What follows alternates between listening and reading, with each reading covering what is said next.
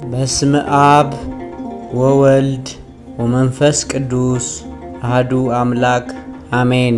ግንቦት 2 እንኳን በዚች ቀን ታስበው ለሚውሉ ቅዱሳን ቀን ዕለት በሰላም አደረሳችሁ አደረሰን።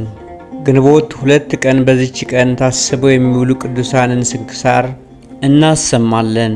ከዚያ በፊት የተከበራችሁ ቤተሰቦች ሰብስክራይብ በማድረግ ቤተሰብ እንዲሆኑ እንጠይቀውታለን። ጻድቁ ኢዮብ። አንድ አምላክ በሚሆን በአብ በወልድ በመንፈስ ቅዱስ ስም ግንቦት 2 በዚች ቀን ጻድቅ ኢዮብ አረፈ። ለዚህም ጻድቅ በዘመኑ እንደርሱ ያለ እውነተኛ ደግ ሰው እንደሌለ በቅዱሳት መጻሕፍትም ስለ እርሱ እንደተነገረ እግዚአብሔር መሰከረለት። ሰይጣንም ቀንቶበት በገንዘቡና በልጆቹ ላይ ያሰለጥነው ዘንድ ወደ እግዚአብሔር ለመነ። የጻድቅ ኢዮብን ትዕግስት እግዚአብሔር ስለሚያውቅ አሰለጠነው።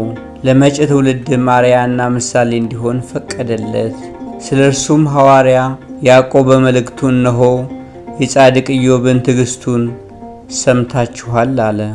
ከዚህ በኋላም በአንዲት ቀን ገንዘቡ ሁሉ ጠፋ። ሥጋውም በደዌ ሥጋ ከራሱ እስከ እግሩ ድረስ ታመመ። በዚህም በአስጨናቂ ደዌ ውስጥ ኖረ። እግዚአብሔርንም አመሰገነው። አንዲት ቃልን እንኳ በፈጠረው እግዚአብሔር ላይ አለማጉረምረም፣ ነገር ግን የተወለደባትን ቀን ረገመ። እንስሶቹንና ገንዘቡ ሁሉ በጠፋ ጊዜ እግዚአብሔር ሰጠ፣ እግዚአብሔርም ነሳ፣ የእግዚአብሔርም ስም የተመሰገነ ይሁን አለ።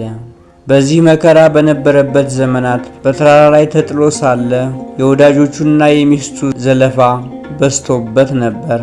እርሷ እንዲህ ብላ መከረችው፣ እስከ መቼ ድረስ በሞኝነት ትኖራለህ? እንግዲህስ ስደበውና ሙት።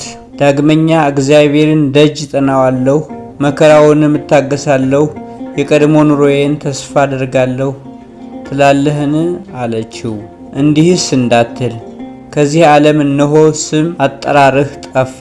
ሴቶች ልጆችና ወንዶች ልጆቼ ሞቱ። እኔም 9 ወር ሳረግዝ ሳምጥ ስወልድ ላይረቡኝ ላይጠቅሙኝ በከንቱ ደከምኩ። አንተም በመግል ተውጠህ በትል ተከበህ ትኖራለህ። ሌሊቱን ሁሉ ስትዛብር ትኖራለህ። እኔም እየዞርኩ እቀላውጣለሁ። ከአንዱ አገር ወደ አንዱ አገር፣ ከአንዱ ቤት ወደ አንዱ ቤት እሄዳለሁ። ከድካሜ በላይ በእኔ ላይ ከመጣው ከችግርም አርፍ ዘንድ ከጠዋት ጀሮ ፀሐይ እስቲገባ ድረስ እጠብቃለሁ። አሁን ግን እግዚአብሔርን የማይገባ ቃል ተናግረኸው ሙት አለችው። አሁን ግን እግዚአብሔርን የማይገባ ቃል ተናግረኸው ሙት አለችው። ኢዮብም ሚስቱን እየተመለከተ ሰማት። ስርዓት እንዳልተሰራባቸው ከእግዚአብሔር ሴቶች እንዳንዲቱ ተናገርሽን? ከዚህ ቀድሞ በጎውን ነገር ከእግዚአብሔር እጅ ተቀበልን፣ ከዚህ በኋላ መከራውን አንታገስምን? አላት።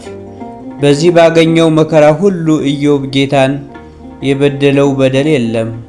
ኢዮብም ወርቅ በእሳት እንደሚፈተን ፈጽሞ ተፈተነ። እግዚአብሔርም በደመና ውስጥ ተናገረው። ከተናገረውም በኋላ ከደዌው ፈወሰው። ጥሪቱን ሁሉ ከቀድሞ እጥፍ አደረገለት።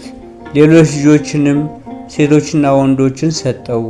ኢዮብም ከደዌው ከተፈወሰ በኋላ 170 ዘመን ኖረ። የኖረውም ዘመን 248 ዓመት ነው። በበጎ ሽምግልናም እግዚአብሔርን አገልግሎ በሰላም አረፈ። ለእግዚአብሔርም ምስጋና ይሁን። እኛንም በዚህ ጻድቅ ሰው ጸሎት ይማረን፣ በረከቱም ከእኛ ጋር ለዘላለሙ ትኑር አሜን። አባ ጳኩሚስ። በዚችም ቀን የመንፈሳዊ ማኅበር አባት የአባ ጳኩሚስ ረድ የከበረ አባት ቴዎድሮስ አረፈ። ይህም አባት በገድል የተጠመደ ትሑት፣ ቅን፣ ታዛዥ፣ በበጎ ሥራም ፍጹም ነበረ። ከአባ ጳኩሚስም ዘንድ ከታናሽነቱ ጀምሮ መነኮሰ። ለፈጣሪውም እንደሚታዘዝ ይታዘዘው ነበረ። ስለዚህም አባ ጳኩሚስ እጅግ ወደደው። በላዩም የመንፈስ ቅዱስ ጸጋ አድራበታለችና በአንድነት ለሚኖሩ መነኮሳት ሁሉ አጽናኝና አረጋጊ ሆነ።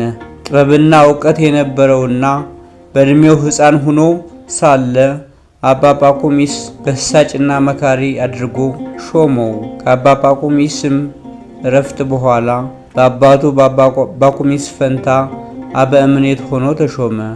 ይህም አባት ትሕትናው የበዛ ነው። ከዚህ ከኃላፊው ዓለም ክብር ይሸሽ ነበር። የአገልግሎቱንም በጎ ሥራ ፈጽሞ ወደ ወደደው እግዚአብሔር ሄደ። ለእግዚአብሔር ምስጋና ይሁን። እኛንም በዚህ ጻድቅ ጸሎት ይማረን፣ በረከቱም ለሁላችን ትድረሰን ለዘላለሙ አሜን። በዚችም ቀን ከአባ ኤሲ ጋራ 22 ሰዎች በሰማዕትነት ሞቱ። በረከታቸው ከእኛ ጋር ለዘላለሙ ትኑር አሜን። ወስብሐት ለእግዚአብሔር ወለወላዲቱ ድንግል ወለመስቀሉ ክቡር። ይቆየን። የተባረከ ጊዜ ይሁንላችሁ።